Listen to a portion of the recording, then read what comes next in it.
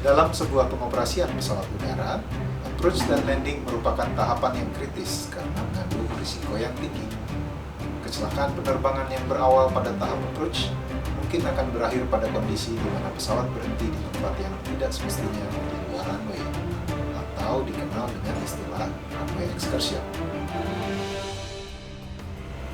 Runway excursion adalah keadaan di mana sebuah pesawat udara yang sedang berada di permukaan runway bergerak melampaui ujung akhir atau sisi runway menuju ke daerah yang bukan diperuntukkan bagi pergerakan pesawat udara. Runway excursion terdiri dari dua jenis, yaitu fall-off dan overrun.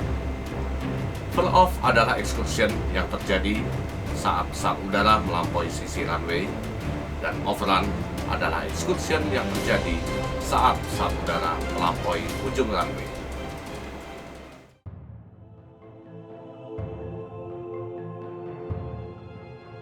Beberapa kecelakaan yang menimpa pesawat udara yang berakhir pada runway excursion diantaranya adalah sebagai berikut.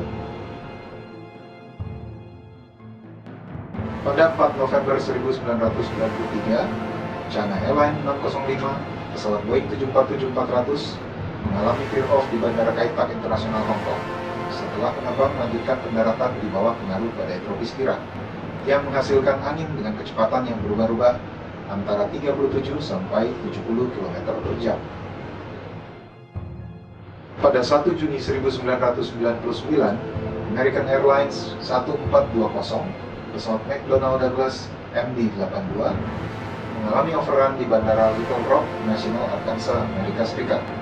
Ketika pendaratan dilakukan dalam hujan badai dan gagalnya mempersiapkan pendaratan sesuai prosedur.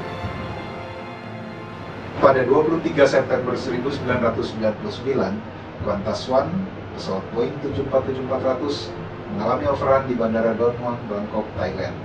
Manakala penerbang melakukan approach dan landing dalam hujan lebat, jarak pandang yang sangat minim, keadaan runway yang licin, serta tidak dipergunakannya beberapa komponen pesawat udara yang dapat membantu pendaratan dengan baik. Pada 2 Agustus 2005, Air France 358, pesawat Airbus 340-300 mengalami veer-off di Bandara Pearson International, Toronto, Kanada. Setelah pendaratan yang dilakukan dalam cuaca yang sangat buruk, berupa angin kencang, hujan lebat, serta badai yang terkonsentrasi.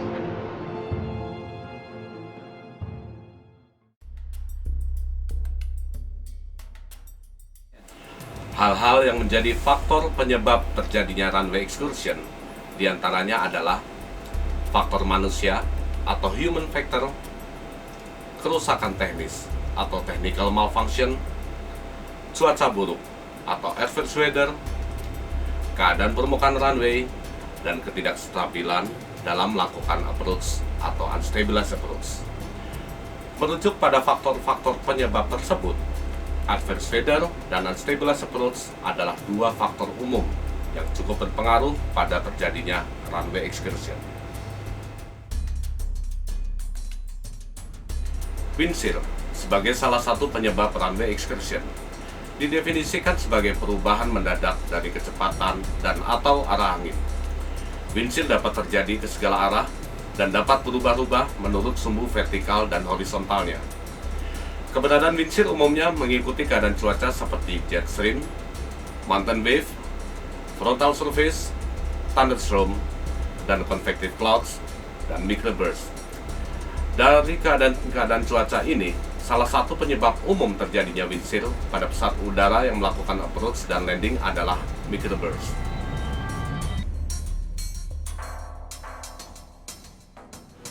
Microburst adalah semburan yang terbentuk oleh sebuah daerah yang didinginkan hujan, berupa udara yang bergerak ke bawah, yang setelah mencapai permukaan bumi, menyebar ke segala arah menghasilkan hembusan angin yang kuat.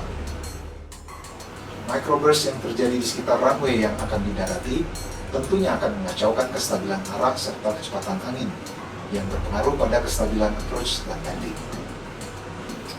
Kecepatan vertikal dari sebuah microburst dapat mencapai 6.000 kaki per menit. Semburan turun atau downdraft yang membentur permukaan bumi akan menyebar secara horizontal ke segala arah, mendorong udara hangat di permukaan bumi naik membentuk sebuah dinding awan. Hal ini dikenal dengan istilah gas front.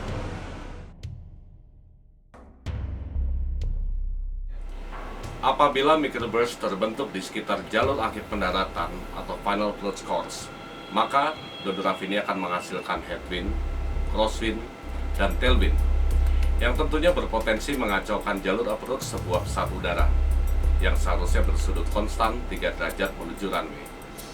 Sebuah pesawat udara yang melakukan approach di bawah pengaruh microburst mungkin akan mengalami headwind. Headwind menambah gaya angkat atau lift pada sayap pesawat udara. Dengan demikian, pesawat udara akan mengalami deviasi vertikal dengan terbang di atas jalur yang seharusnya. Seiring dengan gerak majunya, pesawat udara dapat kemudian masuk ke daerah inti microburst. Pada tahap ini, pesawat udara akan kehilangan lift, kembali ke jalur terbang semula, atau mungkin mengalami dorongan crosswind karena melewati daerah downdraft yang kuat. Pada tahap selanjutnya, pesawat udara akan terus kehilangan lift, karena kali ini pesawat udara mendapatkan tailwind yang sangat berpengaruh dalam pengurangan lift dan peningkatan kecepatan approach. Risiko tertinggi terdapat pada tahap ini, di mana pesawat udara sangat mungkin mengalami kecelakaan. Selain microburst, thunderstorm atau sering disebut dengan hujan badai adalah penyebab lain terjadinya wind shear. Thunderstorm adalah awan konvektif yang disertai hujan lebat, salju tebal, hujan es, petir, atau kilat. Badai ini disebabkan oleh sekelompok atau deretan awan cumulonimbus. Awan cumulonimbus adalah awan yang padat dan menjulang secara vertikal, yang terbentuk dari uap air yang terbawa dengan arus konvektif naik yang kuat akibat pemanasan matahari. Keberadaan awan cumulonimbus yang sedang menghasilkan thunderstorm di daerah bandara akan sangat berbahaya bagi sebuah penerbangan, karena hal ini berdampak pada rendahnya jarak pandang atau visibility dan ketidakstabilan approach akibat curah hujan dan wind shear.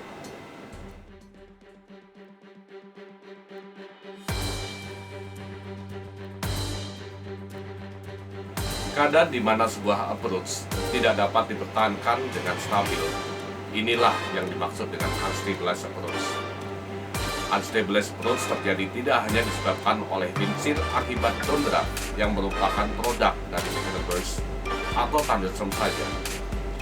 Unstabilized approach bisa terjadi karena hal lain, seperti human factor, misalnya penerbang melakukan approach dengan teknik yang kurang tepat. Sebuah approach dinyatakan stabil apabila memenuhi kriteria berikut.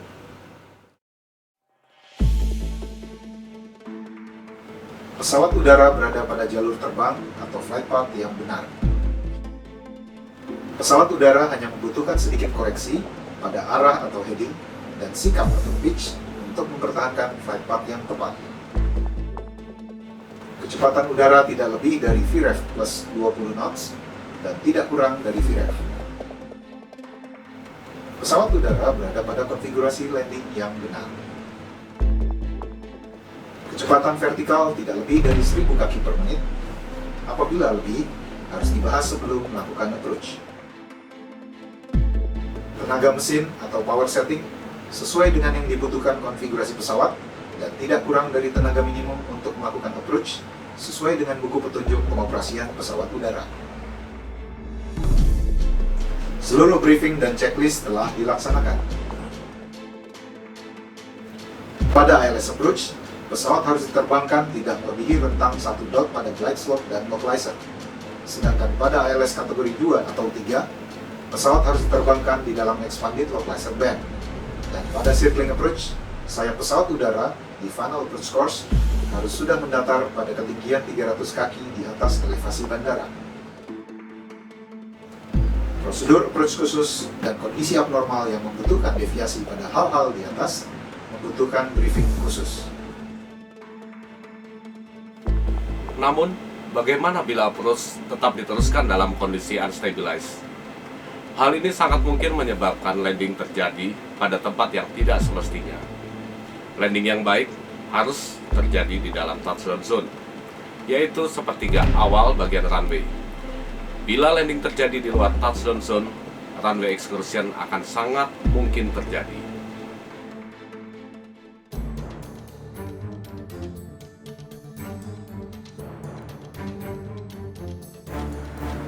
Variasi hubungan antara wind shear, unstabilized approach, dan runway excursion dapat digambarkan pada pola-pola berikut.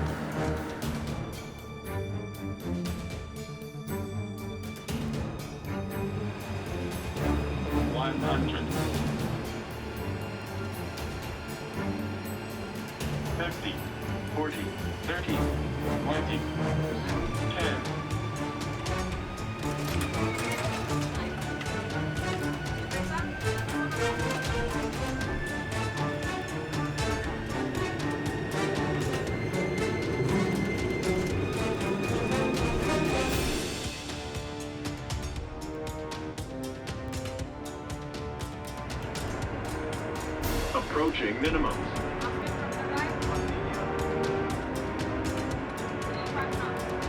Minimums. Sink rate.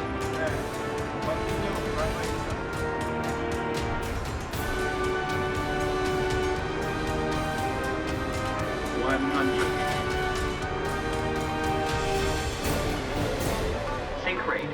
Sink 50, 40, 30, 20,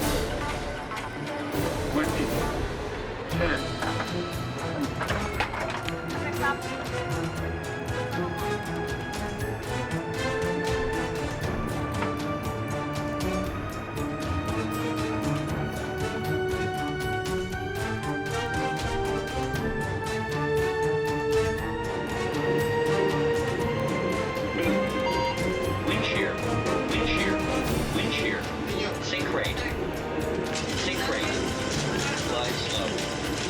Glide slow. 50, 40, 30, 20, 10.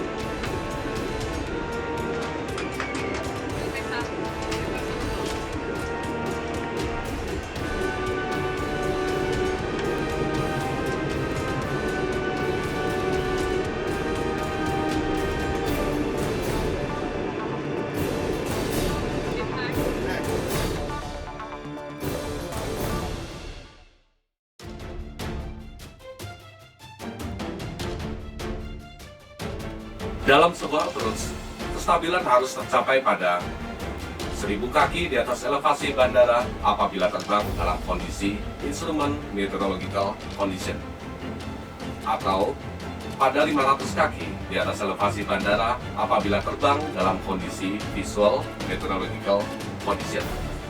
Bila tidak, tindakan pembatalan atau golan harus segera dilakukan.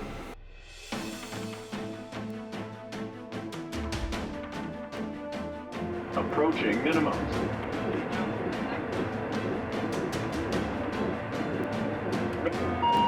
Wind shear.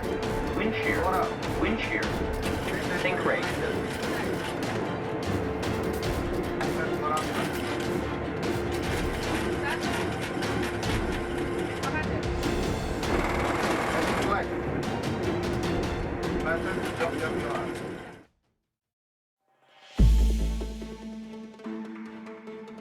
Untuk menghindari terjadinya runway excursion akibat wind shear dan atau unstabilized approach, terdapat beberapa hal yang perlu dipertimbangkan oleh pihak-pihak terkait. Bagi petugas operasi penerbangan, menyiapkan dan menyampaikan secara lengkap dan terperinci data-data penerbangan yang mencakup informasi keadaan cuaca, ruang udara, dan bandara. Bagi penerbang, melakukan analisa komprehensif atas cuaca dan keadaan bandara yang akan didarati, agar sebuah penerbangan tiba pada keadaan yang kondusif untuk melakukan pendaratan, serta tidak melanjutkan sebuah pendaratan apabila tidak memungkinkan. Bagi petugas teknik, menyiapkan dengan baik kondisi pesawat dan memastikan bekerjanya komponen-komponen yang berpengaruh pada performa pendaratan. Bagi pengendali lalu lintas udara, melakukan pengaturan dengan memperhatikan keadaan cuaca, arah angin, serta jarak yang tepat bagi pesawat udara agar dapat melakukan approach dengan stabil. Bagi pengelola bandara, menyiapkan runway yang mendukung pendaratan untuk dapat dilakukan dengan aman, serta memberikan informasi tentang keadaan runway tersebut, terutama saat cuaca dalam keadaan buruk. Dengan mengetahui kiat-kiat dalam mengantisipasi windshield dan unstabilizer trucks yang dapat mengakibatkan runway excursion, diharapkan akan meningkatkan keselamatan penerbangan di waktu yang akan datang.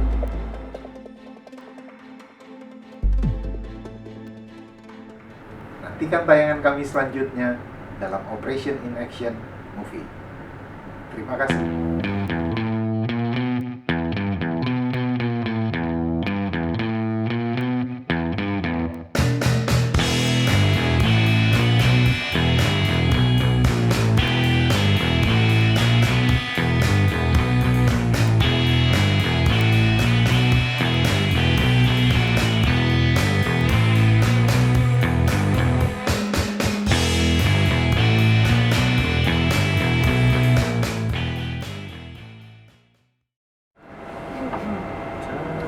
Pulang, abang jarang pulang. Dia malah suka kelayapan.